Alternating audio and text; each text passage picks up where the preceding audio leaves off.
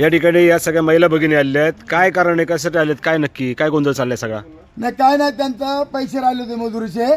काल एक बातमी आली होती तर ते माझा फोन केला, त्यांचे पैसे भेटले. आणि त्या दिवशी माझ्या सभेला लोक आली होती, त्यांच्यावरती आरोप झाले होते का लांडे साहेबांनी या लोकांना 500 रुपये देऊन हे सभेला आणली. तर मी यांना 500 रुपये दिले का, तुम्ही त्यांना विचारा. काय एकही रुपये दिला ना, आम्ही आमच्या सखुशीने आलो होतो. नाही, मला कळलं तुम्हाला पैसे दिले होते म्हणून. खरं आहे काय? अहो मला कळलं होतं. तर तुम्ही सगळे खोटं बोलताय. मग आज तुम्ही तर नाही नाही नाही नाही मग आजी तुम्ही इथं कसे काय आले आज? तुम्ही इथं कसे काय आले आज? हे आमचं नेहमीच प्रेम आहे म्हणा. नेहमी येतोय म्हणून आलो. बरं, सगळे तुम्ही येत असता. कोणत्या गावचे तुम्ही? तांबेगावचे. नाव काय तुमचं? लताबाई चिंतामण जोशी. अच्छा, कुठं राहतात? तांब्यात, बांबळेवाडी. बांबळेवाडीत का तुम्ही? मी पार्वती अनंत मडके, अच्छा, बांबळेवाडी. बांबळेवाडीतच का तुम्ही? कुठं राहता?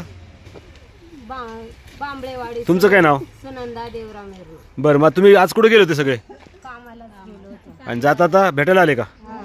बरं, म्हणजे आता हे जे आरोप होत आहेत का बा त्या दिवसाचा जो कार्यक्रम झाला, कार्यक्रमाला जी गर्दी झाली, त्या गर्दीला सगळ्या लोकांना पैसे देऊन बोलवलं होतं, हे खरं आहे का खोटं आहे? तुम्ही आले होते का? आम्ही बरं. आताच नाही, कधी पण येत असतो. कधी पण काही कार्यक्रम असला तरी आम्ही येत असतो.